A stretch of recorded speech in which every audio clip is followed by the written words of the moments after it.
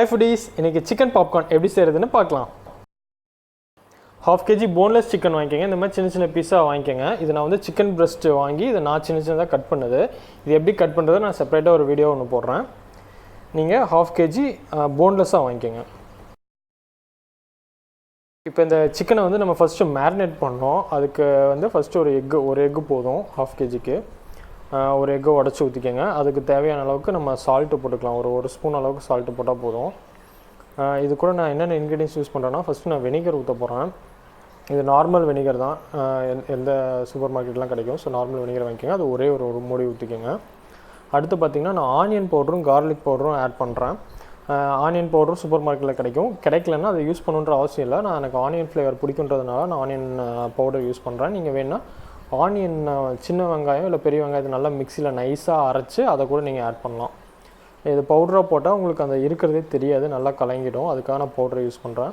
அடுத்து பார்த்திங்கன்னா garlic powder use பண்ணுறதுனால பண்ணலாம். இல்லை நீங்கள் நார்மல் கார்லிக்கை நல்லா நைஸாக அரைச்சி அதை கூட நீங்கள் இதில் ஆட் பண்ணலாம். நான் வந்து கார்லிக் பவுடர் 2 ஸ்பூன் யூஸ் பண்ணுறேன். ஆனியன் பவுடர் பார்த்திங்கன்னா 1 ஸ்பூன் யூஸ் பண்ணுறேன்.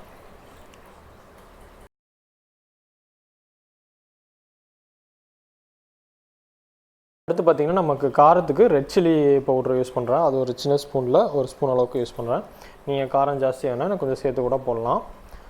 இது இவ்வளோ தான் இன்க்ரீடியன்ஸ், மெயின் இன்க்ரீடியன்ஸ் இவ்வளோ தான்.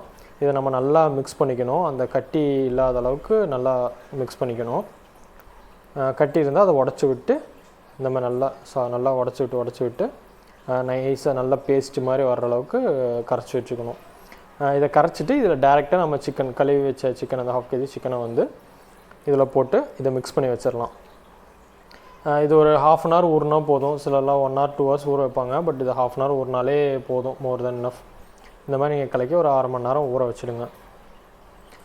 ஃப்ரிட்ஜில் வைக்கிறனாலும் வைக்கலாம், வெளில வைக்கிறனாலும் வைக்கலாம். 1/2 hourங்கும்போது போது வெளியே வச்சா கூட ஓகே தான்.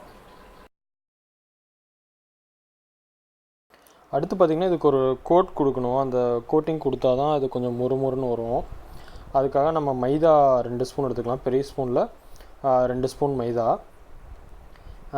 அதுக்கப்புறம் பார்த்திங்கன்னா கார்ன்ஃப்ளவர் 1 ஸ்பூன் அளவுக்கு, அதே ஸ்பூனில் கார்ன்ஃப்ளவர் 1 ஸ்பூன் அளவுக்கு. நான் இதில் கொஞ்சம் கார்லிக் பவுடரும் ஆட் பண்ணுறேன். அப்புறம் பேக்கிங் பவுடரும் போட உள்ளே கொஞ்சம் சாஃப்ட்னஸ் கிடைக்கும். அதுக்காக நான் பேக்கிங் பவுடரு கொஞ்சமாக ஆட் பண்ணுறேன், ஒரு 1/2 ஸ்பூன் அளவுக்கு. இந்த மிக்சரை வந்து நல்லா கலக்கி ட்ரையாக இப்படி தண்ணி ஊற்றக்கூடாது, தண்ணி ஊற்றாமல் இப்படியே கலக்கி வச்சுக்கணும். இதில் லைட்டாக சால்ட் வந்து லைட்டாக ஆட் பண்ணிக்கோங்க.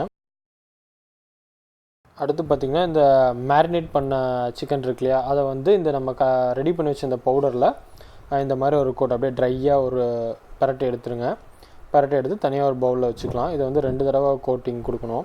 ஃபஸ்ட்டு எல்லாத்தையும் ஒரு கோட் வந்து எல்லாத்தையும் ஒரு தடவை கொடுத்துடலாம். ஒரு தடவை அந்த மைதாவில் வந்து பரட்டி எடுத்துடலாம்.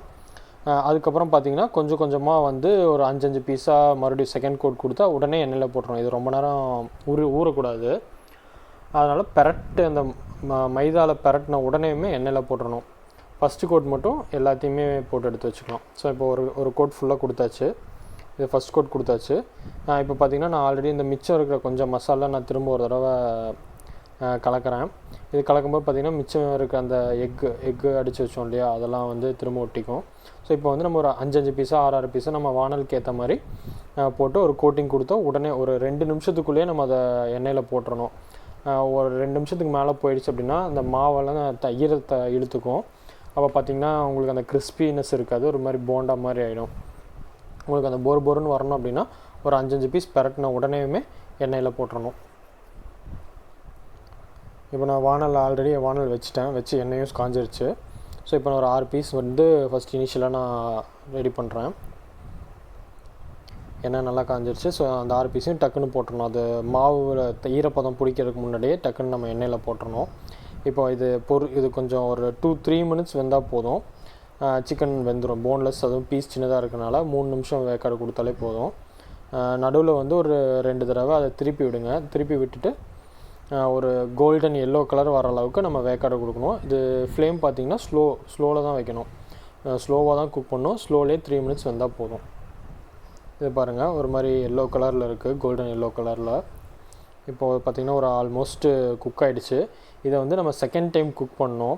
ஸோ என்ன பண்ணலான்னா இந்த ஸ்டேஜில் வந்து நம்ம இந்த கொதி கொஞ்சம் இறங்கினதையுமே இதை வெளியே எடுத்துடலாம். எடுத்துகிட்டு எண்ணெய் திரும்ப கொஞ்சம் காயட்டும். எண்ணெய் திரும்ப ஒரு 30 செகண்ட்ஸ் எண்ணெய் காயட்டும். எண்ணெய் இப்போ பார்த்திங்கனாலே தெரியும், அந்த ஒரு டெக்ஸ்சர் வந்திருக்கும், பொருன்னு இருக்கிற டெக்ஸ்சர் வந்திருக்கும்.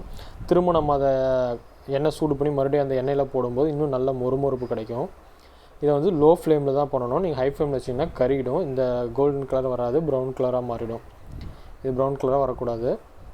இந்த மாதிரி கோல்டன் எல்லோ கலர்லேயே நீங்கள் வந்து ஃப்ரை பண்ணி எடுக்கணும். சிக்கனும் நல்லா வெந்துடும், கலரும் உங்களுக்கு மாறாது. ஸோ இந்த ஸ்டேஜில் வந்து நம்ம எடுத்துறோம். இப்போ நல்லா குக் ஆகிடுச்சு. இது பார்த்திங்கன்னா நல்லா கோல்டன் எல்லோ கலரில் இருக்குது. இது அவ்வளோதான், எண்ணெயிலேருந்து நம்ம ஃபில்டர் பண்ணி எடுத்துடலாம். அவ்வளோதான் ஃப்ரெண்ட்ஸ், சிக்கன் பாப்கார்ன் ரெடி. இது வந்து KFC ஸ்டைலில் இருக்கும். KFCயில் நீங்கள் எப்படி சாப்பிட்றீங்களோ, என்ன டேஸ்ட் இருக்குமோ அதே தான் இதுவும். ஸோ இந்த ஸ்டைலை வந்து நீங்கள் செஞ்சு பாருங்கள். இது எப்படி இருந்துச்சுன்னு கமெண்ட்ஸில் சொல்லுங்கள்.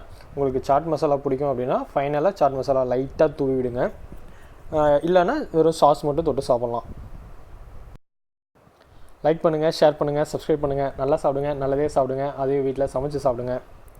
கண்டிப்பாக இந்த டிஷ் உங்களுக்கு பிடிக்கும்னு நினைக்கிறேன். இதை ட்ரை பண்ணுங்கள், மிஸ் பண்ணிடாதீங்க.